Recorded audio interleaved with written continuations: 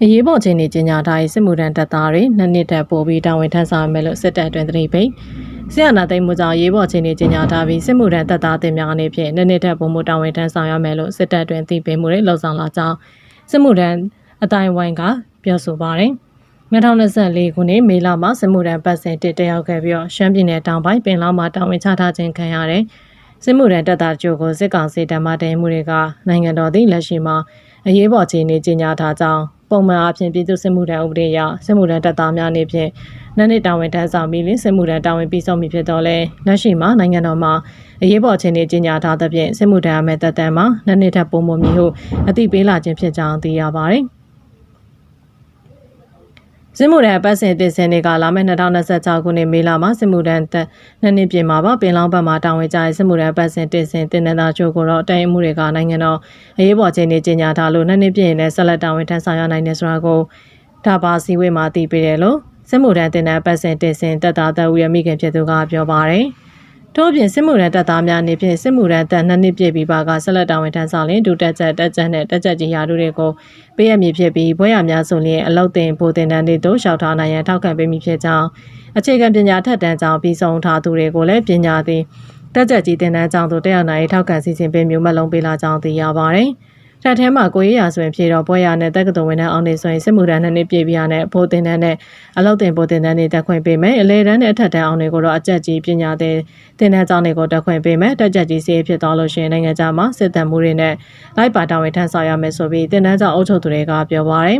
်စစ်တပ်ထဲမှာတက်လန်းနေအများကြီးလို့ပြောတယ်။သူတို့ပြောတဲ့ပုံစံအရကတော့စစ်မှုထမ်းနှစ်ပြည့်ပြီးလဲထွက်လို့ရမယ်ပုံတော့မရှိဘူးဟုဟိုပုံမျိုးတက်မတော်ကွန်ပျူတာနဲ့နည်းပညာသိပ္ပံကျောင်းမှာစစ်မှုထမ်းတင်တဲ့အပတ်စဉ်9စင်တတတောက်က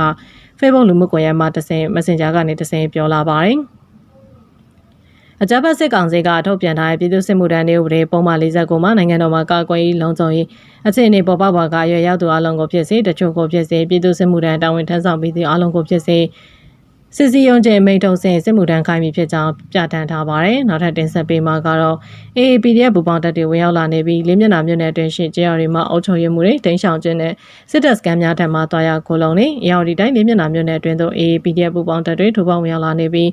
လေးမျက်နှာမြို့နယ်အတွင်းရှိကျေးရွာတွေမှာအုပ်ချုပ်ရေးမှုတွေတင်ဆောင်ခြင်းနဲ့စစ်တပ်စခန်းတွေမှာတွားရောက်ခိုလုံခြင်းတွေလှုံ့ဆော်နေကြောင်းဒေသပြည်သူတွေထံကနေသိရပါတယ်။လေးမျက်နှာမြို့နယ်ပန်းတော်ကြီးကျေးရွာဝါတော်ကွင်းကျေးရွာတောင်ကျေးရွာမှာအုပ်ချုပ်ရေးမှုတွေနဲ့ရွာအုပ်ချုပ်ရေးဖွဲ့ဝင်တွေမှာအင်္ဒရာမြို့ပေါ်သို့ထွက်ပြေးတိမ်းရှောင်သွားကြကြောင်းတခြားသောကျေးရွာတွေမှာအုပ်ချုပ်ရေးမှုတွေမှာစစ်တပ်ကတောင်းစီထား၍ထွက်ပြေးတိမ်းရှောင်ခြင်းပြုတော့လဲစစ်တပ်အတိုင်းစကန်တွေသာတွားရောက်အိတ်ဆက်နေထိုင်ကြကြောင်းသိရပါတယ်။တောင်ရအုပ်ကြီးစောစောမင်းနဲ့ယာယီဆက်မှုတွေအကုန်ဟင်္ဒရာမြို့ပေါ်ထွက်ပြေးကုန်ပြီးဝါတော်ကွင်းတိုက်ပွဲဖြစ်တော့ထွက်ပြေးကြတာပန်းတော်ကြီးနဲ့ဝါတော်ကွင်းရွာကအုပ်ကြီးလည်းအကုန်ပြေးကုန်ကြပြီးတခြားရွာတွေမှာစစ်တပ်ကဝင်ပြီးအထိုင်စကန်တက်ဆွဲထားအုပ်ကြီးပြေးများဘူးဥပမာဆိုရင်ငွေဝင်တရားအစင်ကရွှေသစ်စုရွာမှာဆိုရင်စစ်တပ်ကတက်ဆွဲထားတယ်။အုပ်ကြီးတွေကစစ်တပ်ထိုင်စကန်ထဲမှာသွားနေကြတယ်။အဲဒီလိုပဲတောက်ကွေနင်းချန်ခတ်တူစီဆောင်ကျေးရွာတွေမှာလည်းအုပ်ကြီးတွေကစစ်တပ်ကိုထောက်ပံ့ကူညီပေးနေတယ်။တုံတော်ကညင်တိုင်းကအုပ်ကြီးတွေလည်းတက်ကိုကူညီပေးနေလို့လေးမျက်နှာမြို့နယ်မှာတော်လိုင်းကင်းထောက်တဲ့မြစ်ကပြောပါတယ်။လေးမျက်နှာမြို့နယ်ရှေ့သေးစုကျေးရွာမှာလက်နက်ကိုင်အုပ်ချုပ်ရေးမှုဇော်နိုင်ကကျေးရွာနေပြည်သူတွေကိုအလဲကျထမင်းနဲ့ဟင်းနဲ့အတင်းကျပ်ပို့ချက်ခိုင်းပြီးစစ်တပ်ထံသို့ပို့ဆောင်ခိုင်းနေကြောင်းသိရပါတယ်။စစ်တပ်ကလေးမျက်နှာမြို့နယ်အတွင်းရှိကွင်းချင်းကျေးရွာအုပ်စုအောင်ဆန်ကွင်းကျေးရွာဇီးပင်ကွင်းကျေးရွာဝက်ကုန်းကျေးရွာအုပ်စုရှိဝက်ပွတ်ကုန်းရွာလဲခုံလေးရွာလဲခုံကြီးရွာဆက်ဆက်ရွာချင်းလေရွာနဲ့စံကုန်းရွာတို့မှာလုံခြုံရေးတင်းကျပ်နေပြီးရခိုင်တိုင်းသားစစ်ပေးရှောင်းနေလူစိမ်းတွေကိုဖမ်းဆီးစစ်ဆေးမှုလှုပ်ဆောင်နေကြောင်းသိရပါတယ်။ဆက်လက်ပြီးစစ်ကောင်စီကပြည်ခတ်ရစေးကြီးညာပြီးနောက်ရခိုင်ပြည်မှာမြို့နယ်9ခုကိုစေရ409ကြိမ်တိုက်ခိုက်ခဲ့ပြီးပြည်သူတအုပ်တေဆောင်ကအဆောက်24ခုပြည့်စည်